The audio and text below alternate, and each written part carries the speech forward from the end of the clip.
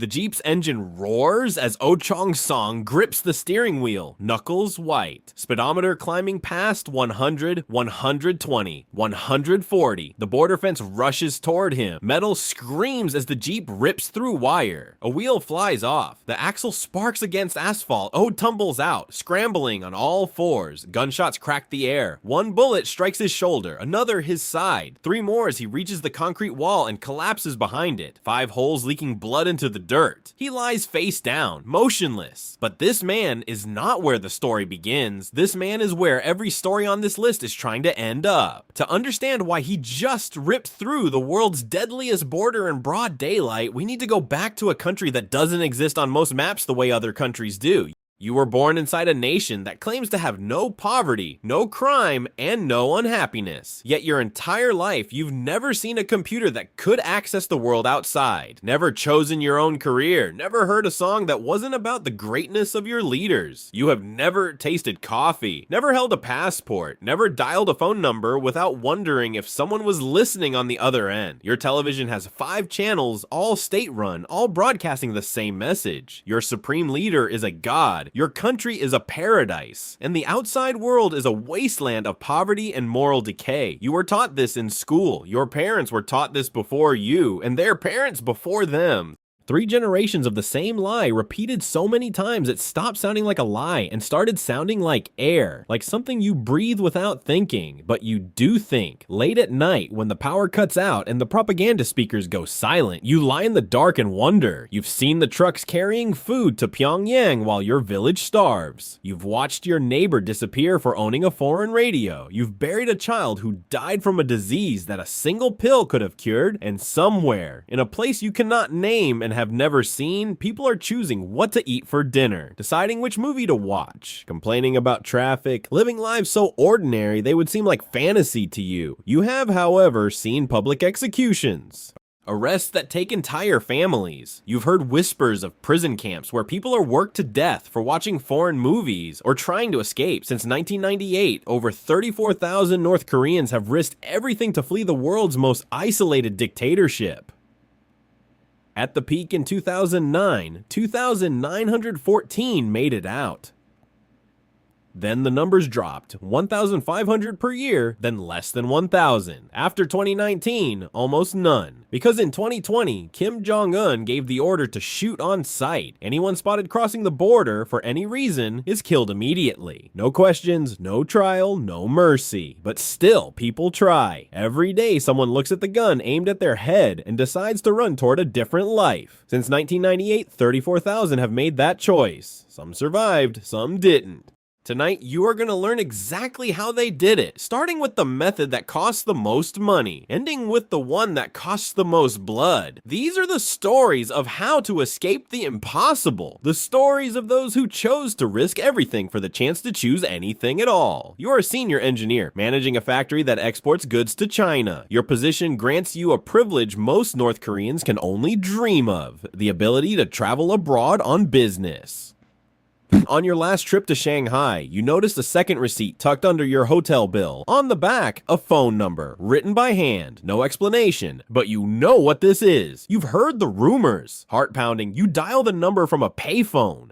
An automated voice answers with coordinates and a dollar amount, a place and a price. The price is $50,000. In a country where the average worker earns less than $2 a day, this number might as well be $1 billion. But you are not an average worker. You have been skimming from state contracts for years, hiding cash in the lining of your suitcase, converting won to yuan in back alley exchanges that could get you executed. You have enough, barely, but the money is not what terrifies you. It's the silence after you hang up the phone. The 12 seconds where you stand in a Shanghai phone booth, receiver still warm against your ear, realizing that you just bought a one-way ticket out of your own life. There is no refund, no cancellation, no going back to the man you were 30 seconds ago.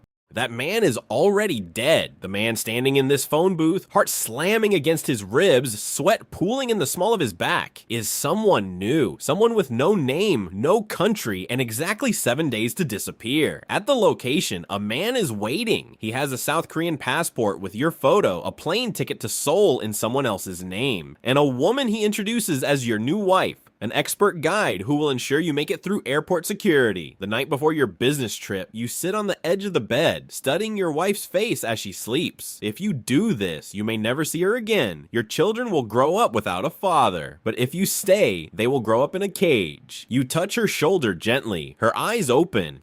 You start to explain about the man, the phone number, the plan. But as you speak, you see something you've never seen before. Her hand is shaking. She stands abruptly and walks to the kitchen. She's calling someone. You run after her, grabbing the phone, your voice desperate. "I was only testing you to see if you love our country as much as I do." She nods, says nothing, and in that silence, you know you will be leaving alone. A week later, you're on a plane, rising over the Yellow Sea, watching the land that was once your home disappear beneath the clouds. The woman who was your wife for a day leans over and whispers, "Now your old life disappears forever." You nod, wipe away a tear, and clutch the armrest as you fly toward a country you've never seen and a name that isn't yours. You board the flight with someone else's name, someone else's country, someone else's life, and in 47 minutes, that life becomes yours. But you paid 6 figures for this seat. The next person on this list will pay with something else entirely. The escape broker industry is very real, a vast network of guides, smugglers, and fixers who operate in the shadows, helping North Koreans buy their way to freedom. For the right price, they can provide fake passports, disguises, and even staged deaths to throw the government off your trail. But their services don't come cheap. The average North Korean defector pays around $3,000 to $5,000 US for passage to China. For a fake passport and flight to South Korea, like our businessman, the price can exceed $30,000. Why the extra cost for a South Korean identity? Because China has an agreement to return any North Korean defectors back to the regime. If caught in China without perfect cover, you'll be sent back to face torture and execution. This is why, for those with the means, escape brokers are worth the price. They don't just smuggle you across a border, they sell you a new life, a new country, a new chance. But there's a darker side to this industry. Many North Koreans, especially women, are trafficked and sold into slavery or forced marriages to pay their way. Others are caught and sent back to face brutal consequences. And then there's the part no one talks about. The people you leave behind. In North Korea, guilt is not individual, it is inherited. If you escape, your parents are arrested.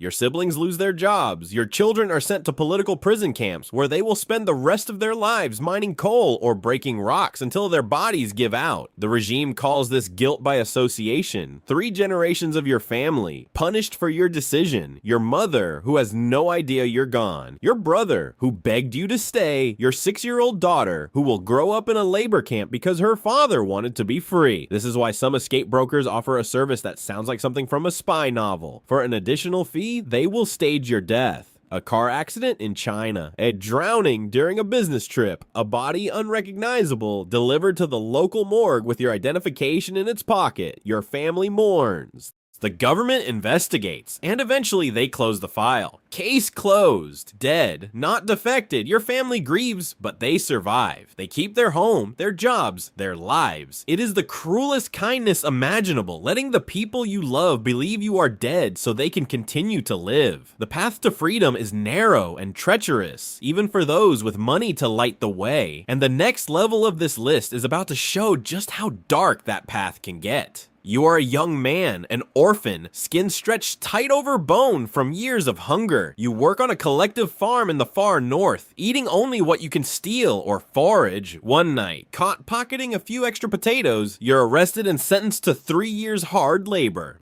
Not in a camp in North Korea, but in Russia. The train rattles through frozen wilderness, carrying you to a logging camp deep in the Siberian forest. When you arrive, you see a sea of gaunt faces, all North Korean. The only Russians are the guards with guns. For the first month, you work and starve and shiver, wondering if death would be easier than this half-life. The work begins before sunrise. You haul logs through knee-deep snow, your fingers cracking and bleeding in the -40-degree air. Lunch is a bowl of watered-down cabbage soup and a fist-sized piece of black bread. Dinner is the same. On good days, on bad days, there is no dinner. A quota unmet, a log dropped, a guard in a foul mood. Any excuse is enough to take your meal away. You learn to eat snow to fill your stomach.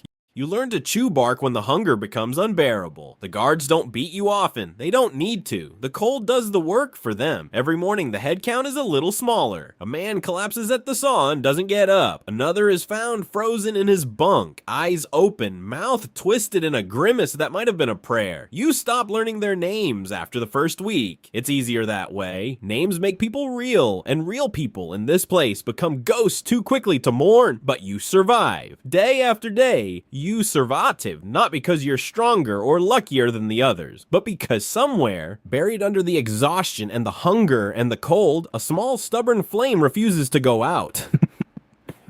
Then one day, in line for your meager rations, you hear something strange. A snippet of Russian from the man in front of you as he takes his bowl. Over the next weeks, you listen closer.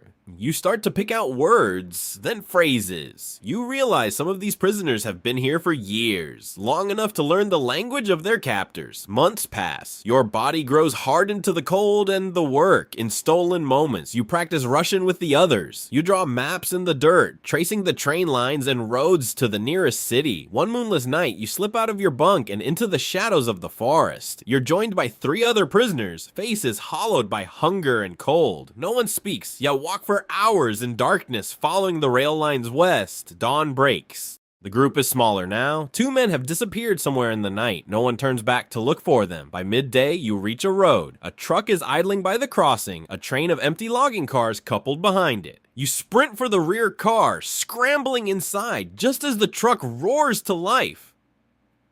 You lie on the rough wooden planks, hardly daring to breathe as the train rumbles down the track.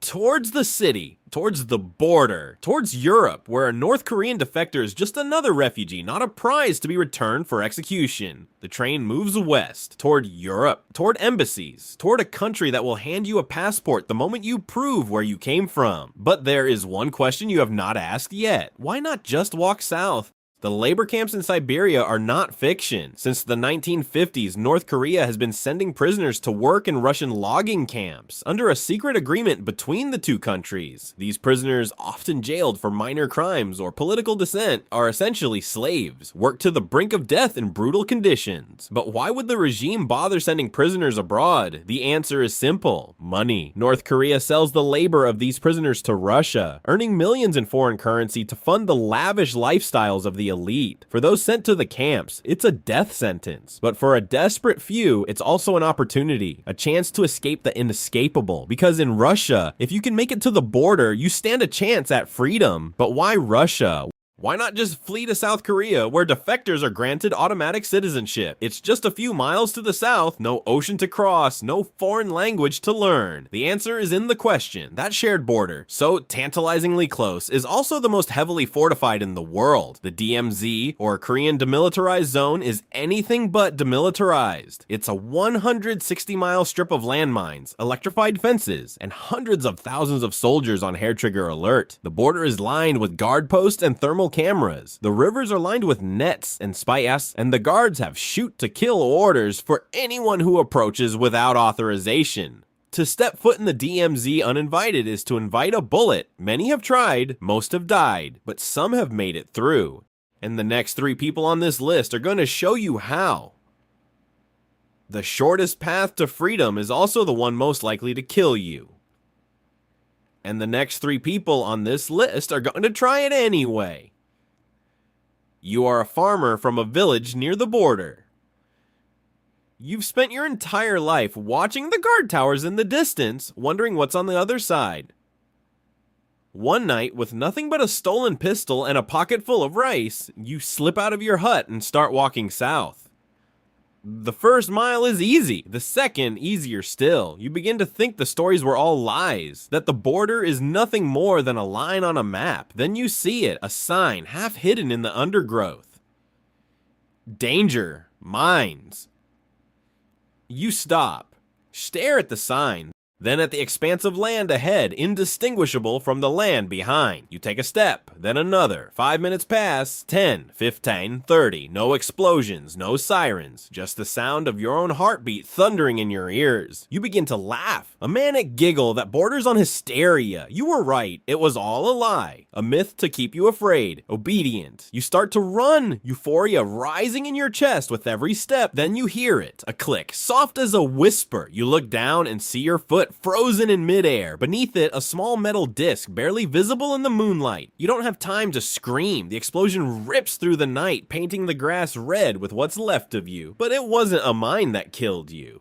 It was a sniper watching silently from a camouflaged nest. The mine was a decoy, a trick to make you stop and stand still. An easy target, that was land. But North Korea has a coastline, and coastlines have boats. You are a woman, a farmer's wife from the West Coast. For months, you've been stealing rice from the collective store, hoarding it in secret. One night, you take your husband's fishing boat and push out into the dark waves, praying to a god you're not allowed to believe in. You plan to follow the stars, to navigate south towards the bright lights of China, but the sea has other plans. A storm rises with the dawn, battering your tiny boat. The motor stutters, then dies. You drift for hours, days. No food, no water, just you, the sun, and the endless ocean. There are 4 possible endings to your story. You wash ashore in North Korea, where you're executed for treason. You drift north to China, where you're captured and sent back to the gulag. You die at sea, your body never found. Or if the tides are kind and your luck holds, you reach South Korea, a new life in Seoul, bought with stolen rice and desperate prayers. 4 endings, but only one path to survival. And it's the path almost no one takes. Because to walk it, you need more than luck or courage. You need a miracle. Oh Chong Song, the man from the beginning of our story, had no boat, no broker, no bag of rice or stolen gun. He had something much more dangerous, a military jeep, a desperate plan, and nothing left to lose. He chose a path no one had taken before,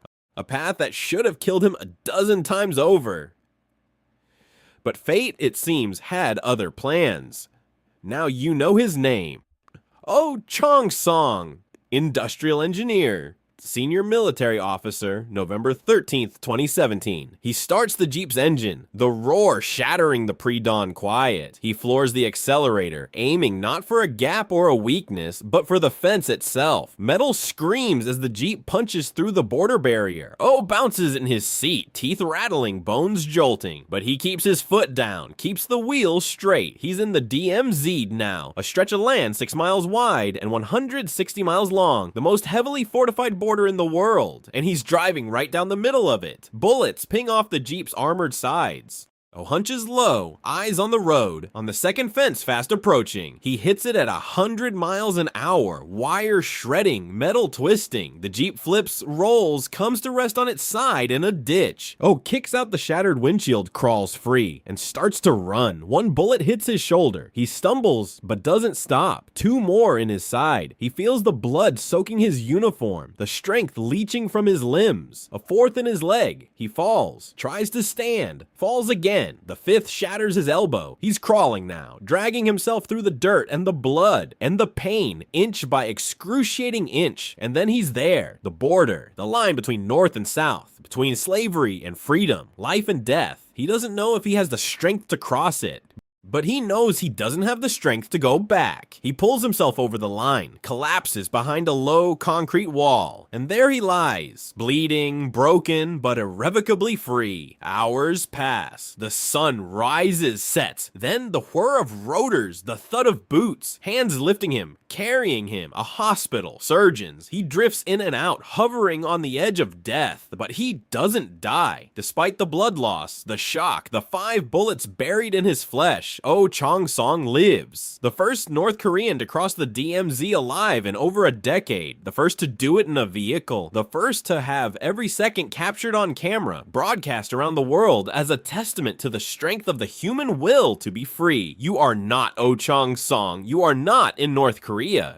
You are watching this on a screen, in a room you chose to be in, wearing clothes you chose to put on this morning. You woke up today with the freedom to choose what to eat, what to read, where to go, and who to be. Freedom's so ingrained, so automatic, you likely didn't even think of them as choices.